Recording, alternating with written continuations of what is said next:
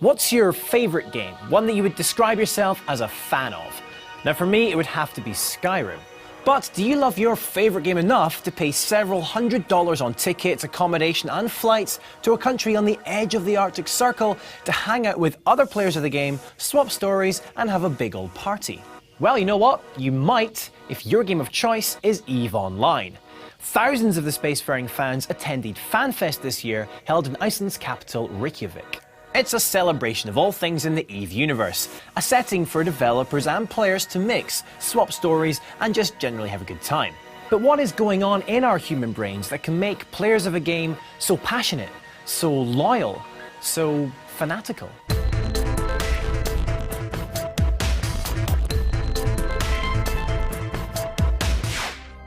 Now, if you haven't heard of EVE Online, it's a massively multiplayer online game played by over 500,000 people. Now, what sets the game apart from other MMOs is that everyone plays in the same universe, on a single shard. So I figured what better community to use as a case study to investigate the psychology of what makes people feel and behave like fans. For me, the key to EVE is definitely the community. I mean, the people who always play together, and you can hate your guts one day and just love each other the next. It's an absolutely awesome feeling. And the fact that everything in EVE is seeded from the players makes it even more awesome, because everything is created by us for our game. It's mainly a community and sandbox aspect. It really is a sandbox thing that really appeals to me. The fact that whenever you do something, you're messing up someone else's life. I really love that. I think it's just the community. You make friends and you make enemies. You play other games. There's no repercussions for losing. This, you lose something and it burns, and you try to lick your wounds and come back with a little smarter, hopefully, and move from there. Now, being a fan of a thing is generally a positive experience. This is predominantly because we get a great feeling of oneness when we connect to other people, when we self-identify as part of a group. So why is this? Well, a prominent and established theory of human psychology, and one I've talked about before on Reality Check, is the idea of self-determination theory. This gives us an insight into our motivations, why we do things. According to the theory, we are all motivated to be competent, autonomous, and importantly for us today, related to other people. Now this ties into exactly what those fans were saying about why they enjoyed the game so much. It's all about the community. In the world of social psychology, we treat a group which we belong to as an in-group, one that we self-identify with. An out-group, on the other hand, is one you don't belong to. Now, our own innate human psychology means that we unwittingly tie our self-esteem in with any group that we join. So not only do we favour that group and talk it up, but we will actively discriminate against other groups, putting them down in comparison in an effort to protect our own self-esteem investment. Scientific research has demonstrated this by simply dividing a number of individuals at random into two groups and then giving them time to bond. People will then actively favour those members of their own group and behave derisively towards members of the other group, based on nothing at all other than the random assignment to that group in the first place. Now, I also put the question of what makes EVE fans so loyal to the game developer CCP's Chief Marketing Officer and all-round cheerful chap, David Reed, to see what he thought. You literally are impacting every other player with everything that you do, because everyone is playing on the same shard together. Everyone is in this sandbox style of design. There is a very robust, high-fidelity virtual economy under it. And what this means in the end is that as an EVE player, right, I get to understand that this is a game where I really make a difference, right? My choices have real consequences. My actions have impact. There is no George Lucas of EVE Online who is like, here's the story, here are the stars, here's how it's going to go. No, it is all in the hands of the players. This sandbox environment is also crucial to encouraging a committed fan base. Existing in a world where you can see that your actions matter and that what you do makes a difference is really important in helping to create the feeling of contingency. Without this, our illusion of the world can quickly fall apart and break the relationship we feel with the game.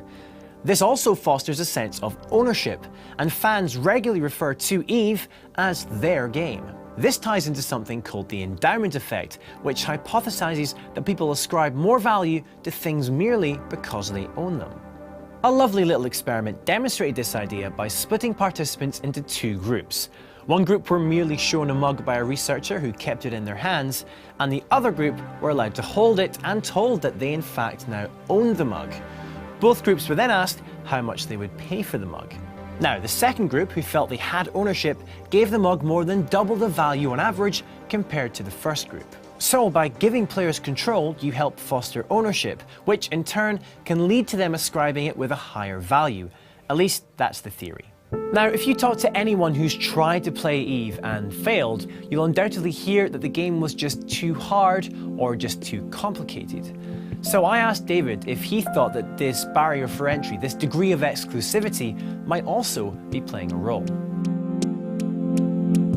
We are proud to be a company of adults making core games for adults who are core gamers, and there is a certain amount of challenge that, you know, is part of being a gamer, right? I like having bars set and surpassing them, and more games today are shying away from that. They're making the hurdles lighter to appeal to broader and larger audiences. The problem with that is those people never become terribly loyal, right? You're either a gamer with a capital G or you're not. And at the end of the day, if you're a gamer and times get tough, you're gonna eat mac and cheese and ramen noodles to feed your gaming habit. But if you're one of these casual gamers and times get tough, the games are the first thing to go. All this further engenders that in-group feeling of we are better than them. Plus, it can also help to achieve cognitive flow. Flow is the feeling of focus, of being in the zone, and it's at its most powerful at the point where high difficulty and high player skill level meet. Pretty much a perfect description of the EVE Online universe. So it appears that games like EVE Online, which provide a strong community, give ownership, and which set a high challenge, are really well suited to encouraging exceptionally dedicated fans. But what do you reckon? Can you think of a different game which does this even better? Let me know in the comments. Last week on Reality Check, Seb4 took the reins and investigated the limits of superhuman strength. To quickly recap, Seb explained that our bodies really have 2 levels of the most that we can lift. Maximal strength being the most we can lift with conscious effort, and then absolute strength, the most our bodies can physically handle before falling to pieces. Now, the average person's maximal strength, as Seb explained, is roughly 2/3 of their absolute strength. But how about powerlifters, as YouTube commenter Mr. BitViper asked? Well, if you are a serious powerlifter, the type who enters competitions and spend most days down the gym, that potential increase of 1/3 would in fact be much, much less. In fact, you might be able to lift closer to 80% of your absolute strength already, just with conscious effort due to practice and perfect technique. And if you want to contact me about this episode or have a suggestion for a future topic, then probably the best way is to get in touch with me on Twitter. I'm @CamFrazRob. Okay, thanks for watching, folks. See you next week.